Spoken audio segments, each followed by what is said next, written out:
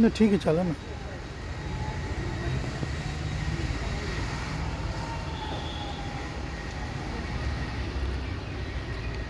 Sir, आप लोग आज यहाँ शहीद बैकुंठ शुक्ल द्वार के समीप इनके केंद्रीय कारा के नामाकरण हेतु यहाँ जो प्रदर्शन कर रहे हैं उसके बारे में थोड़ा विस्तार से बताएंगे।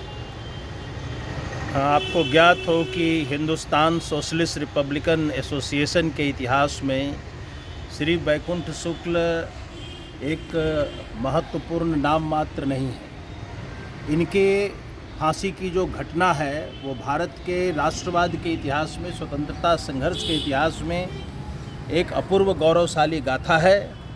आपने भगत सिंह, राजगुरु सुखदेव की फांसी से संबंधित जो मामला था उसमें फणींद्रनाथ घोष ने मुखबिरी की थी। उनकी हत्या करके उसकी सज़ा देकर उनको, जो राष्ट्र के प्रति वफादार नहीं है, जो राष्ट्र के सेनानियों के प्रति कृतज्ञ नहीं है, उसके कारण राष्ट्र को अहित हो रहा है।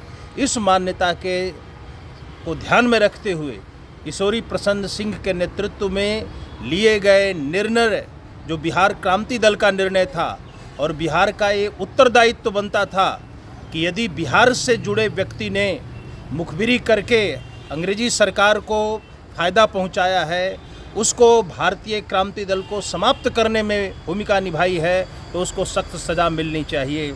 तो बैकुंठ शुक्ल ने ये उत्तरदायित्व का निर्वाह किया था और बैकुंठ शुक्ल के विषय में कुछ एक विशेष बातें हैं जो भारत के सरकार को, बिहार के सरकार को जानना चाहिए कि इतनी गौरवशाली फांसी विश्व के इतिहास में बहुत कम शहीदों की है। उन्होंने पूरी रात जागृति की और अमर मरण मिलन रविंद्रनाथ टैगोर की कविता जब वो गाने लगे तो गया जेल के समस्त कैदियों ने अपने हाथों में हथकड़ी बजाकर ये गीत गाया। प्रभु तोमा आँखी जागे गीत रविंद्रनाथ ठाकुर की थी, वो उन्होंने गीत गाया और पूरे गया जेल के कैदियों ने वंदे मातरम के नारे लगाए। उन्होंने जेलर के समक्ष ये कहा कि मैं एक काली टोपी पहनकर मातृभूमि के लिए फांसी के फंदे पर चढ़ना नहीं चाहता हूँ।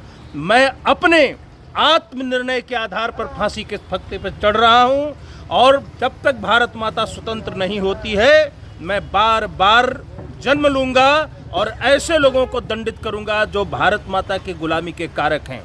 कोर्ट में किसी भी क्रांतिकारी की जो बहस चली है उसमें ऐसी गौरवशाली बहस शायद ही कहीं दिखाई पड़ती है जहां उन्होंने सरकारी वकील को लेने से साफ साफ मना किया है और कहा है कि मैं स्वयं में वो प्रमाण हूं।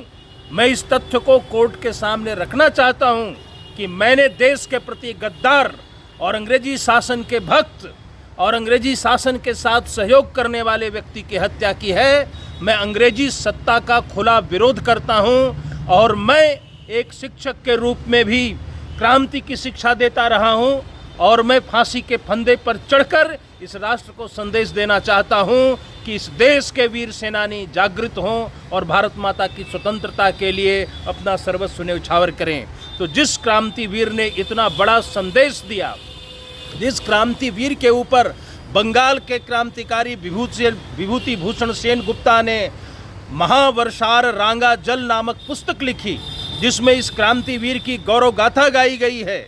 इस वीर के फांसी के रात्रि 10,000 लोग गया के ग्रामीण क्षेत्रों से आकर इस शहर में आए। गया शहर में 2 दिन तक कोई चूल्हा नहीं जला। ऐसे वैरागी व्यक्ति को, जो अपने पत्नी को उन्होंने अंतिम संदेश दिया कि राधिका शुक्ल, आप यदि मुझे पति मानते हैं और पत्नी को अर्धांगिनी कहा गया है तो मेरा आधा शरीर आज भी सांसारिक जीवन में है और ये क्रांति जारी रखनी चाहिए, ये क्रांति समाप्त नहीं होनी चाहिए। ऐसे यशस्वी वीर के स्मृति में यदि केंद्रीय कारागार का नामकरण बैकुंठ शुक्ल के नाम पर नहीं होता है तो यह राष्ट्रीय अपमान का विषय है। और गया की जनता से हम सभी भाई जो यहाँ उपस्थित हैं ये आह्वान करते हैं कि गया में इसके लिए क्रांति एक की जाएगी और कारागार का नामकरण बिहार सरकार को सर्वश्री शहीद बैकुंठ शुक्ल के नाम पर करना होगा। बहुत बहुत धन्यवाद सर, आपका परिचय। मैं आनंद वर्धन, अध्यक्ष राष्ट्रीय संग्रहालय संघ, दिल्ली।